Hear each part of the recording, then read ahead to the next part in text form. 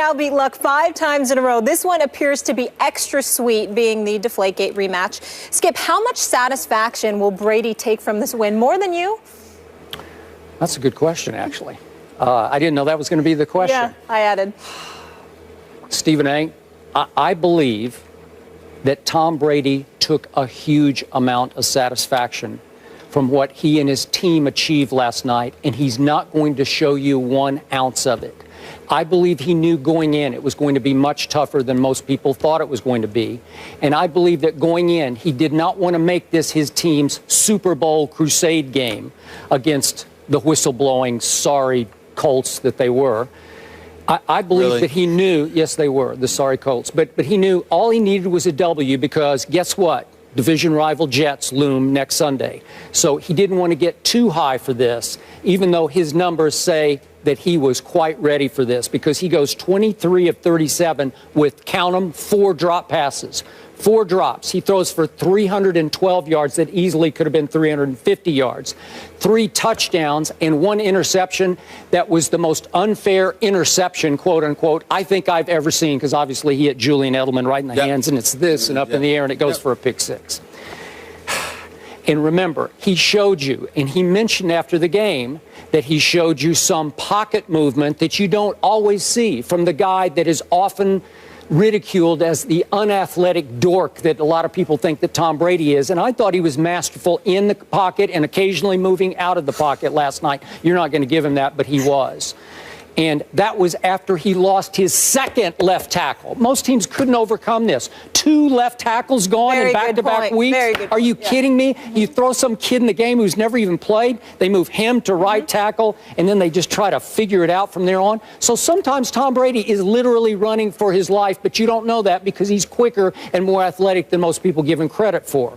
But here's what I love the most about Tom Brady last night. We did not ever see Psycho Tom. He showed no emotion all night because I think he was fearful of being too hyped for that game. So he wanted to rein himself back in, stay under control in a hostile environment, and surgically carve up the Colts. And that's exactly what he did. No trash talk, no pointing. The only emotion they showed all night was Julian Edelman off the first touchdown, ran to the back wall and just fired it against the Colts. He spiked it off the Colts sign on the back of the stadium wall. We can see that right now. And in the end, I got to say this. The bottom line to this game, allow me, just indulge me this, was that the Patriots have a quarterback who's much better than the 4th-year Indianapolis quarterback. And I know Andrew Luck was supposed to be banged up shoulder going into last night. I thought he was throwing it just fine. I didn't see any pain in his shoulder. It didn't indicate itself in the way he was throwing the football. But I got to tell you, he's just extremely overrated. There's another big game that Andrew Luck came up small in. He was wild high a lot of the night. When it was time for him to make big plays, he did not make big plays. They had a 1-point lead at halftime, and through the 3rd quarter and much of the 4th, he struggled. That's the Andrew Luck. I keep saying, show me something if you're Andrew Luck, as in Luck, first ballot Hall of Famer. But in the end, I think Tom Brady felt extremely satisfied because they left town with a W, and they're still in perfect control to get ready for the Jets, not too high. I completely disagree with you about this, obviously. Let me say this. You know, it's really, really interesting. You know, when you're great, Skip, you don't need somebody bloviating about how great you are, where they take every little minute thing and blow it up to astronomical proportions. Tom Brady moved around in the pocket. He was brilliant. Oh, stop. Did you watch? Yes, I watched the whole game. Well, then you must have missed those plays. It's not that I missed those plays. It's that they didn't look spectacular. They looked like Tom Brady. So we all recognize, and he's universally recognized as arguably the best quarterback in football. Although I say that bad man Aaron Rodgers is better, it doesn't negate the fact that that's the only debate that exists. There's no other quarterback that is mentioned in the same breath as Tom Brady in the NFL. So just because somebody a couple of weeks ago, whether it be Bart Scott or anybody before him, that did question the toughness of Tom Brady, isn't a license for Skip Bayless to sit up there and act as if Tom Brady went to get a cup of coffee, he's accomplished something miraculous. Pump the brakes. He's a 4-time Super Bowl champion. I've heard many more than Bart Scott bring that up. Well, they brought up his toughness because that's what they do. But let's be clear about something here. when you play the quarterback position, one would argue you're one of the toughest people there is because you're not hitting. You're standing back there completely vulnerable and to some degree exposed, and you're taking hits without inflicting punishment. So as far as I'm concerned, that would require a level of toughness, which obviously means that any quarterback, even the Jay Cutlers of the world, are tough to sit up there and take some hits. So let's get that out the way. Now we get to Tom Brady and his level of satisfaction or lack thereof. I don't think Tom Brady was satisfied at all.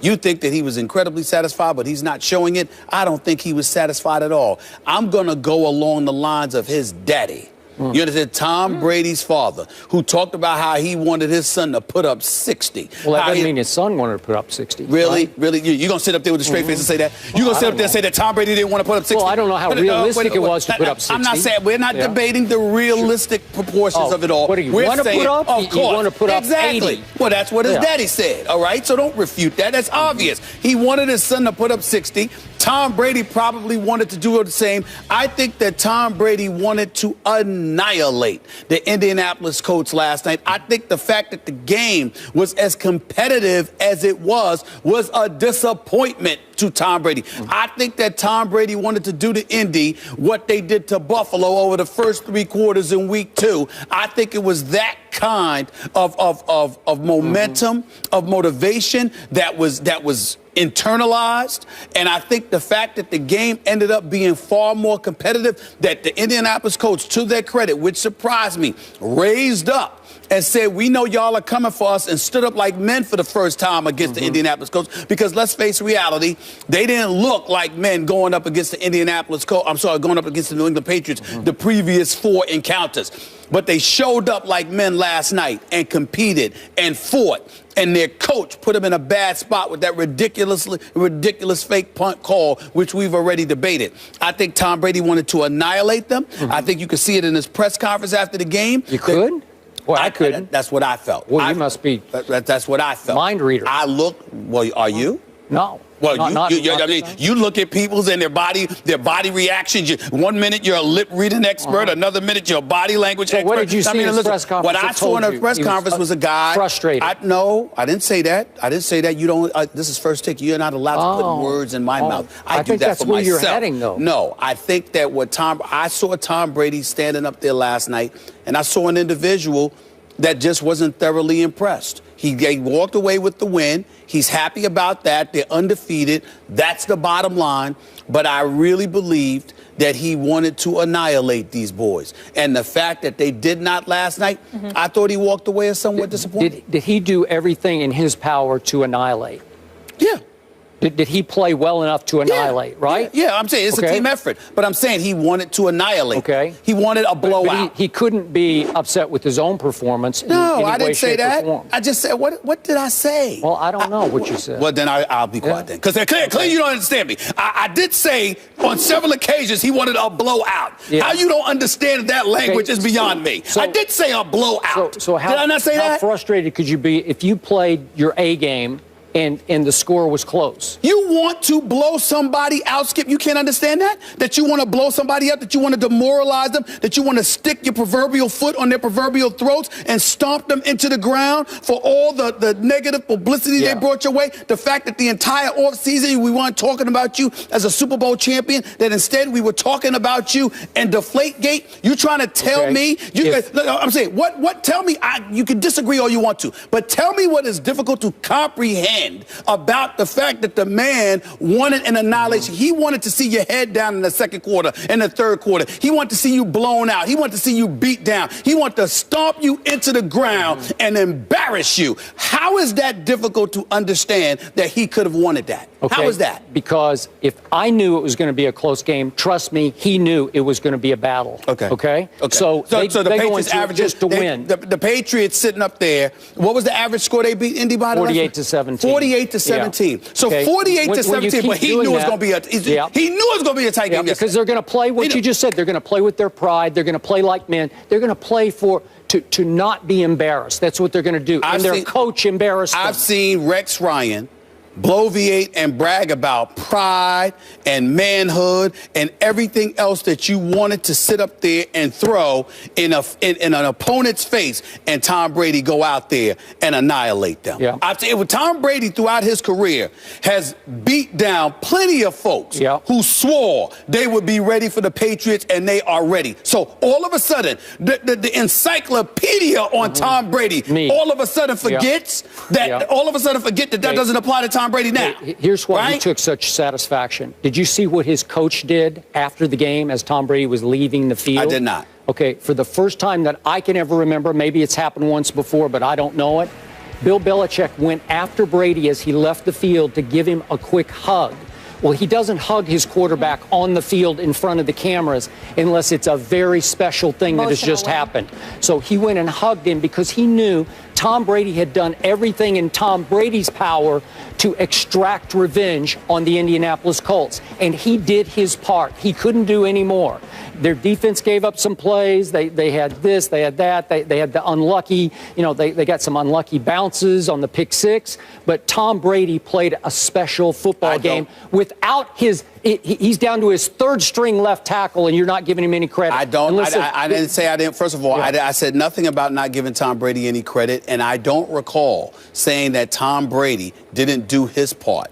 All I said was Tom Brady would have preferred a blowout. Okay. Tom Brady wanted, if you sit up there and you have a level of animosity towards a particular opponent for any reason, particularly in a physical sport that is football, if you have an opportunity to demoralize them, to beat them down, it is an opportunity that you would want to take. No one said anything about Tom Brady's performance. Nobody said anything about he didn't perform well enough. All I said was he would have preferred a blowout, and the fact that it didn't happen, he seemed a bit disappointed. We've seen him in post-game conferences where there's a little smirk, where he was laughing a little bit, where he was very comfortable, where he had demoralized folks. That didn't appear to be the case. I don't know the man, but that's what I saw. What you're missing is he is the leader of this football team, even more than Bill Belichick is the leader of this team. And he knows full well that you can't play your Super Bowl on some